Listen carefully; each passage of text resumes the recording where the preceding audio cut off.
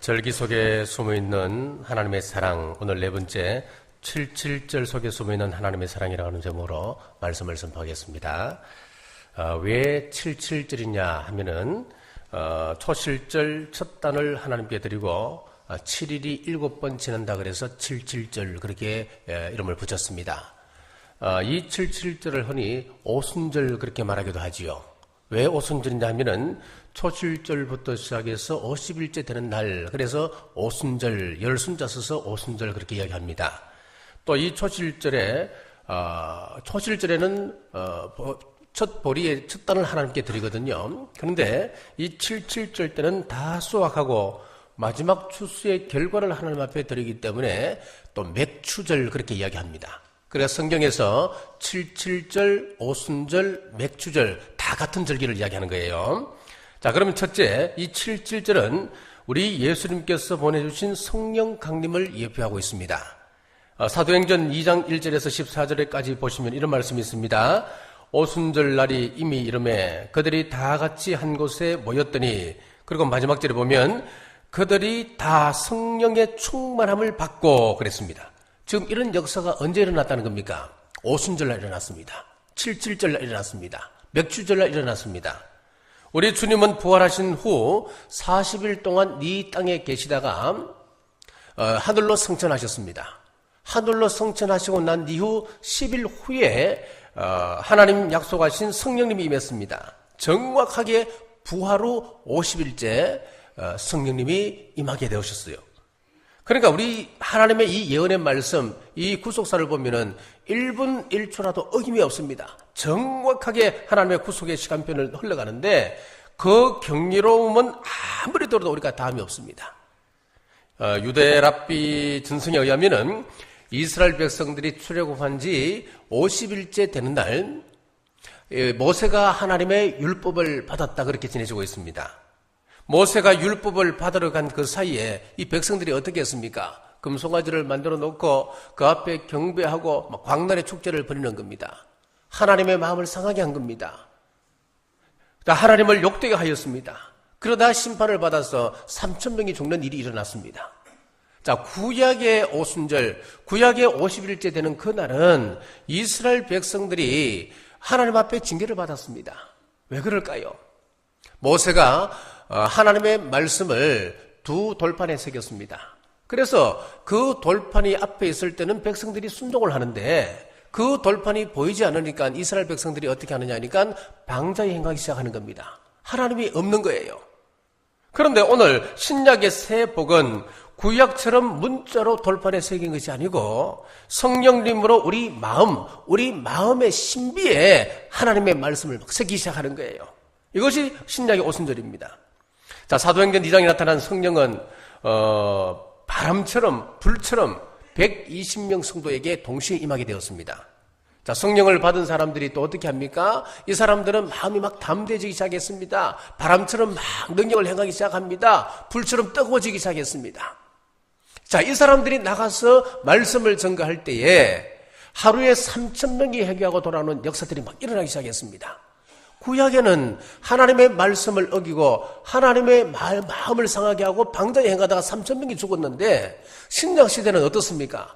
하나님의 말씀이 우리의 신비에 새기기 시작하고 새로운 말씀이 우리 마음 막 움직이기 시작하니까 하루에 3,000명이 돌아오는 역사가 일어나기 시작하는 거예요. 자, 사도행전 2장 37절에 보면은 그들이 이 말을 듣고 마음에 찔려 베드로와 다른 사도들에게 물어 이르되 형제들아 우리가 어찌할꼬 하거늘. 그걸 41절에 보니까 이날의 신도의 수가 3,000이나 더하더라.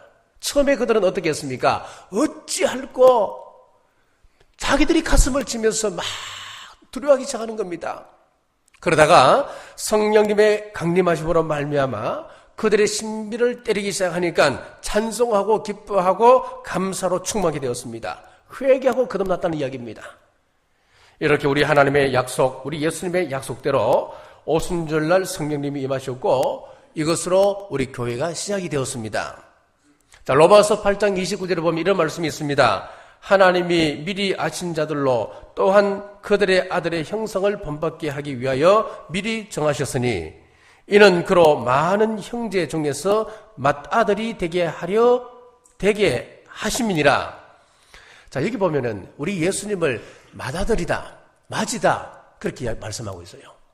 좀 이상하지요? 우리는 예수님을 독생자 예수님 그렇게 이야기하잖아요. 그렇게 독생자 예수님으로 이야기하는데 로마서 8장 29절에 가서는 뭐라고 말씀하느냐니까 우리 예수님을 맏이다, 맏아들이다, 큰아들이다 그렇게 말씀한단 말이에요. 우리 예수님께서 이 땅에 오실 때는 독생자로 오셨습니다. 그런데 로마서에는 독생자가 아니라는 거예요. 자, 아들이 하나일 때는 우리가 독생자, 독자 그렇게 이야기하잖아요. 그런데 동생이 태어나고 난 다음에는 뭐라고 이야기합니까? 그 사람을 맏이다, 큰 형이다 그렇게 말하잖아요.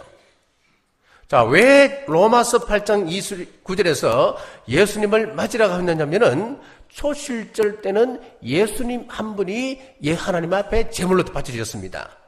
그런데 오순절 때는 그에 속한 120명이 동시에 성령님을 체험하고 그들이 예비자로 세워지기 시작했습니다.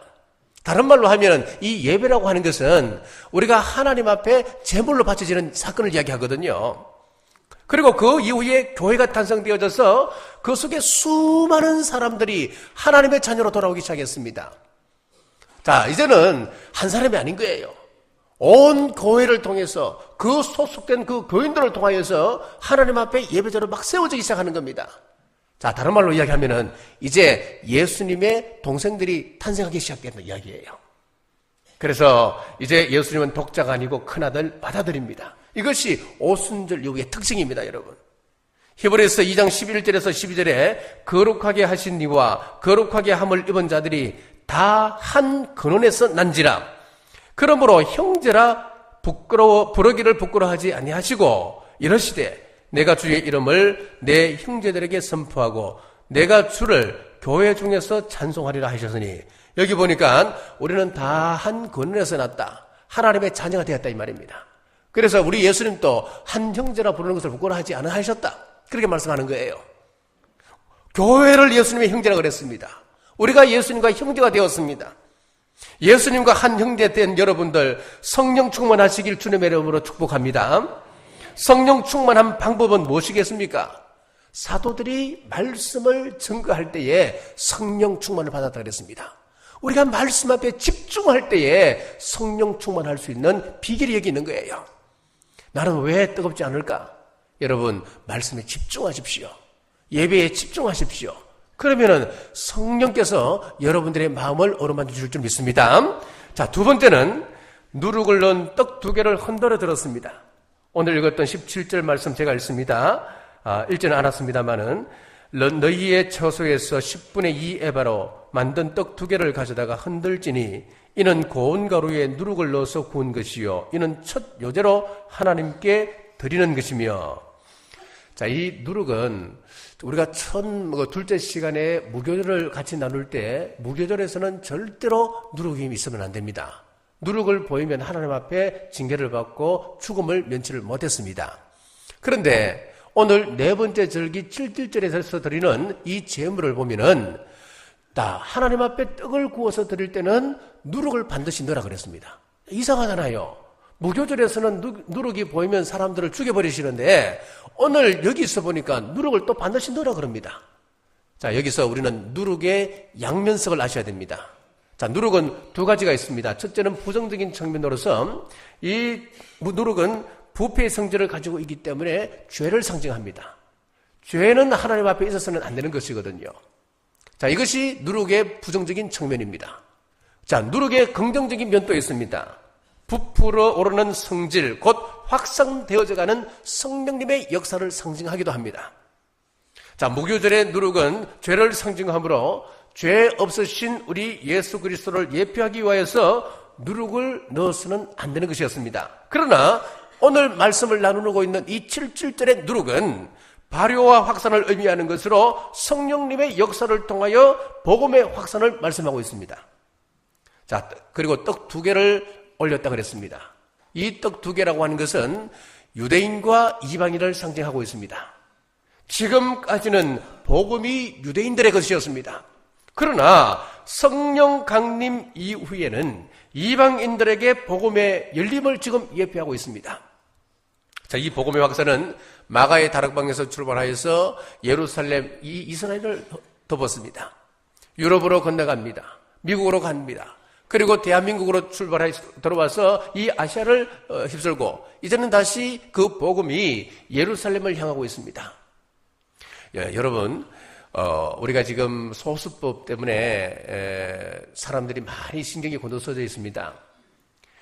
그런데 이스라엘에도 이 차별금지법, 소수법이 지난 2달 전인가 이게 통과가 되었어요. 그래서 과거까지는 노골적으로 예수 그리스도에 대해서 이야기를 하면 안 됩니다. 이 유대사회에서는 추방을 당하는 거예요. 그런데 이스라엘에서 이 차별금지법이 통과되면서 우리 기독교인들에게 이스라엘에서는 이상한 일이 벌어졌습니다. 이제는 자유롭게 집회를 할 수 있습니다. 이 기독교인들이 들어가서 자유롭게 전도를 할 수 있는 그런 시대가 되어버렸습니다. 우리하고는 상황이 정반대가 되었습니다. 몇 년 전부터 이스라엘에 교회가 몇 개인 줄 아십니까? 200개가 넘었다고 하는 그런 통계가 나왔습니다. 이스라엘의 복음이 지금 확산되고 있습니다. 표면적으로는 자기들이 유대인이라고 이야기하고 있습니다. 그 사회에서 유대인이 아니면 곧 추방을 의미하거든요. 그런데 내적으로는 예수님을 영접하고 인정하는 사람들이 급속도로 지금 늘어나고 있다는 겁니다. 자, 이 복음이 다시 이스라엘로 지금 들어가고 있습니다. 확산되고 있습니다. 이렇게 성령님은 우리로 하여금 복음을 전파하게 합니다. 이 7.7절의 신앙 곧 성령 충만하셔서 선교에 힘쓰시는 여러분 되시길 주님의 이름으로 축복합니다. 자, 세 번째는 세 가지 제사를 드리게 되었습니다. 여러분, 이 제사라고 하는 것은 제가 서두에 말씀드렸다시피 하나님을 만나는 겁니다. 제사라고 하는 것은 요즘 말로 하면 예배를 이야기합니다. 예배라고 하는 것은 하나님을 만나는 사건입니다. 하나님을 만나지 못하면 그것은 예배가 아닌 겁니다. 그래서 우리가 기도할 때도 똑같습니다. 마지막에는 예수님 이름으로 기도드립니다. 그렇게 기도하잖아요. 예수님의 피가 빠지면 하나님을 만날 수가 없습니다. 그것은 과거에도 그랬고 지금도 그렇고 앞으로 미래에도 동일할 겁니다. 동일합니다. 자, 그러면은 세 가지 제사를 드리게 되는데 첫 번째 제사가 무엇이냐 하면은 감사 제사인 소제를 하나님 앞에 먼저 올리게 되었어요. 감사는 하나님의 복을 받을 수 있는 기회입니다. 여러분, 감사의 기회가 있을 때 여러분 감사 많이 하십시오. 감사는 하나님의 복을 누릴 수 있는 기회란 말이에요. 시편 50편 23절에 보니까 감사로 제사를 드리는 자가 나를 영화롭게 하나니 곧 그 행위를 옳게 하는 자에게 내가 하나님의 구원을 보이리라. 우리가 하나님께 감사할 때에 하나님을 영화롭게 하는 것이고 또 하나님께서는 우리가 감사하는 그 행위를 옳게 여겨주신다, 그렇게 말씀하고 있습니다. 자, 이런 감사를 우리 실생활에서는 찾기가 참 힘들어집니다. 요즘은 갈수록 감사가 우리에게서 떠나가고 있습니다. 미국의 미시간 호수에서 이제 배 한 척이 침몰되어서 많은 익사자를 낸 그런 사고가 있었습니다. 자, 그때 노스 웨스트 대학에 다니는 한 청년이 바다로 뛰어들어가 23명을 구했던 그런 일이 있었습니다. 자, 이제 몇십 년이 흘렀습니다. 토레이 박사가 LA에서 설교를 할 때였습니다. 그때 이를 추억하면서 그때 한 청년이 뛰어들어가서 자기 목숨을 돌보지 아니하고 23명을 구했다고 그 용감함, 그 희생에 대해서 막 칭찬을 했습니다. 그런데 그 놀랍게도 그 자리에 그때 그 청년이 앉아 있는 겁니다. 물론 몇십 년이 지났으니까 이제 백발 노인이 되었죠. 그래서 그분이었다는 것을 알고 이 토레이 박사가 예배 후에 만났습니다. 만나서 대화를 하면서 자, 그때 가장 인상 깊었던 일이 무엇입니까? 그 이후에 그랬더니만 그때 그 청년이 하는 이야기가 아무도 나에게 와서 고맙다고 인사한 사람이 없었습니다. 그것이 놀랍습니다. 라고 이야기하다는 거예요. 여러분, 무슨 이야기냐 하면은요, 지금 이 세상이 위기의 시대다, 무슨 시대다 다 이야기하지만은 이 시기는 감사 부재의 시기다라고 표현하는 것이 가장 옳을 거예요.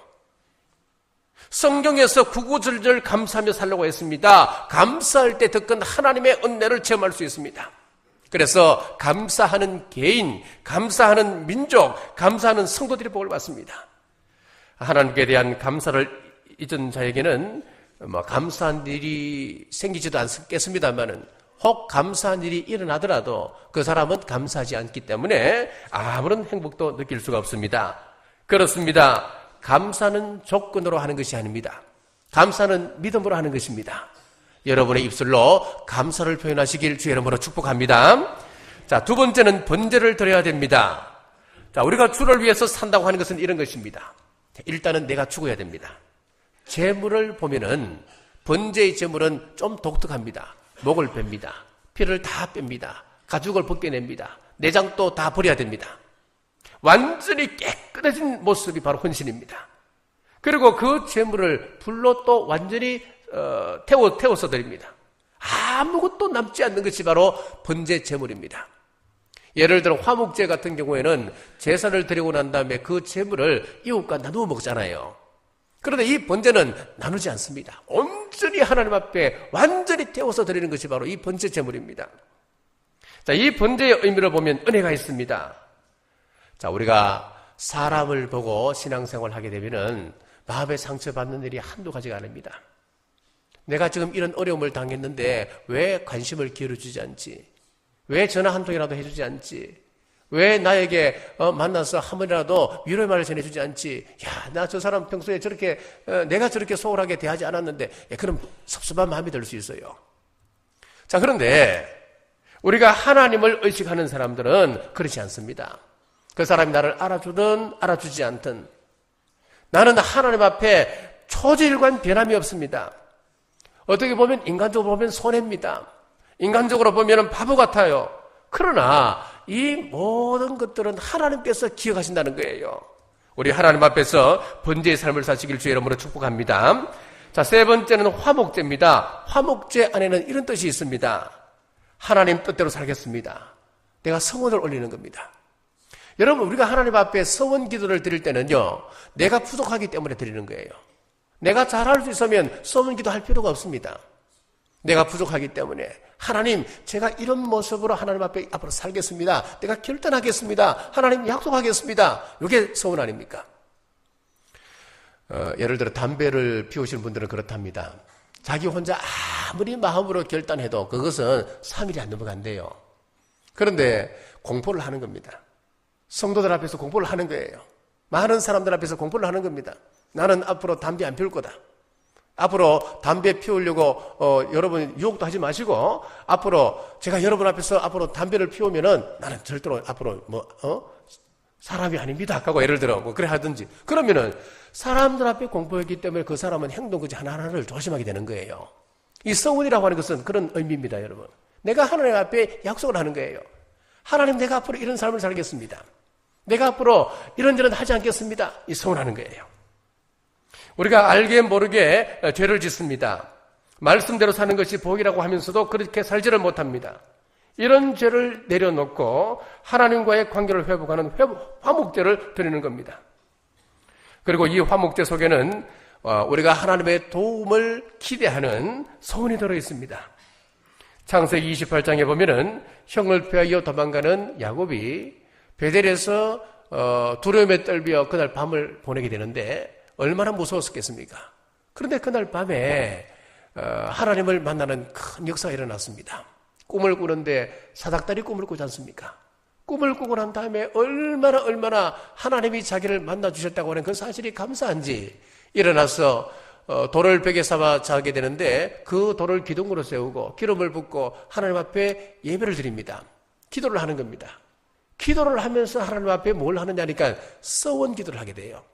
그 서원 기도가 무엇이었습니까? 하나님께서 나와 함께 계시고 나의 가는 길을 안전케 하셔서 다시 아버지 집으로 돌아오게 해주신다면은 내가 이렇게 하겠습니다 하면서 서원 기도를 올립니다. 어떤 기도입니까? 여호와께서 나의 하나님이 되실 것이고 지금 내가 기둥으로 삼아 드리는 이 기둥, 이것이 하나님의 절이 될 것입니다. 자, 그리고 하나님께서 내게 주신 모든 것의 10분의 1을 하나님께 드리겠습니다. 서원을 했어요. 그런데 하나님께서 그 서원 기도를 들으시고 그것을 기뻐 받아주셨어요.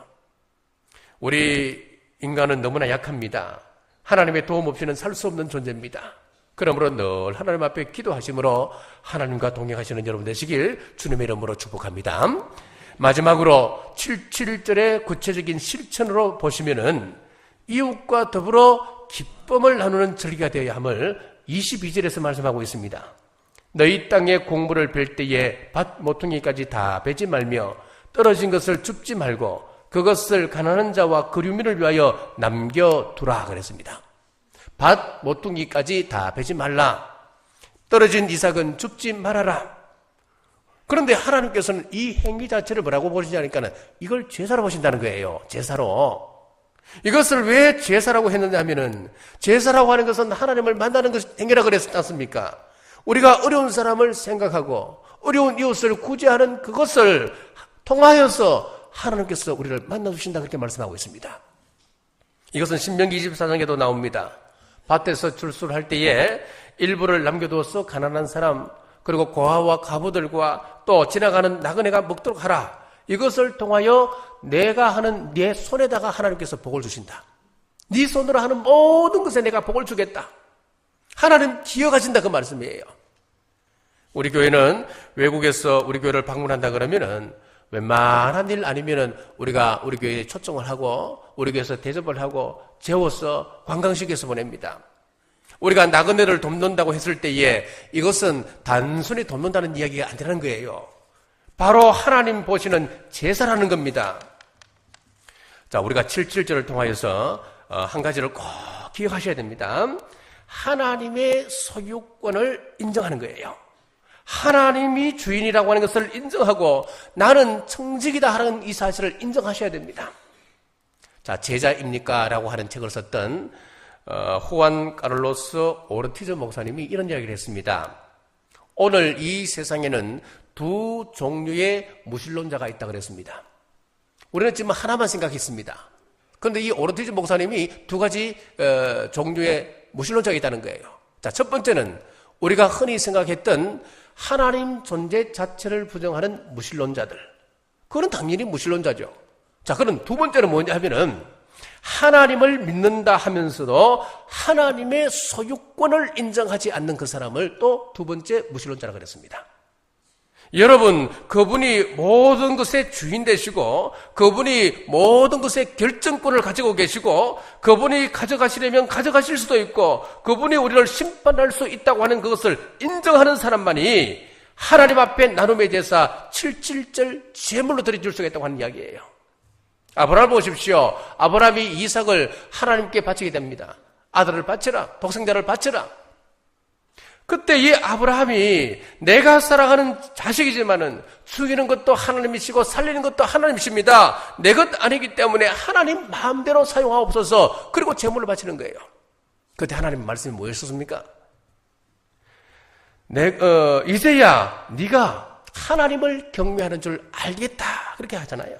하나님의 소유권을 인정할 때 우리 하나님이 아브라함에게 인정을 해 주셨습니다. 하나님을 아브라함을 합격시켜 주셨다 이야기예요. 사랑하는 여러분, 오늘 우리가 7.7절 절기를 통하여서 우리가 믿음으로 하나님 앞에 감사를 올려드리고 믿음으로 하나님께 헌신을 다짐하고 믿음으로 하나님께 서원을 하셔서 또 구체적인 삶으로 나누며 살아가셔서 우리 하나님 약속하신 7.7절의 복 성령 충만하시길 주님의 이름으로 축복합니다. 기도하겠습니다.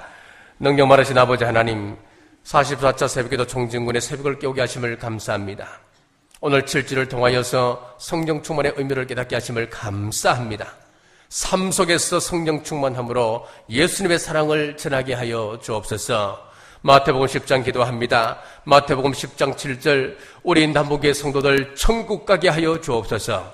마태복음 10장 8절 천국 가는 그날까지 건강을 지켜 주옵소서. 사랑하는 자여, 내 영혼이 잘된 같이 범사가 잘되고 강건할지어다.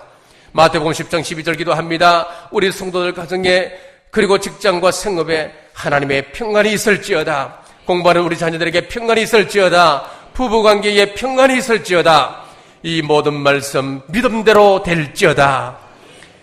이제는 우리 주 예수 그리스도의 은혜와 우리 하나님 아버지의 무한하신 사랑과 성령님의 감동과 위로교통 충만하심이 오늘 주신 말씀 따라 순종하기로 결단하는 주의 온 권속들과 각 가정과 직장과 생업 위에 지금부터 영원토록 함께 하시길 간절히 축원하옵나이다.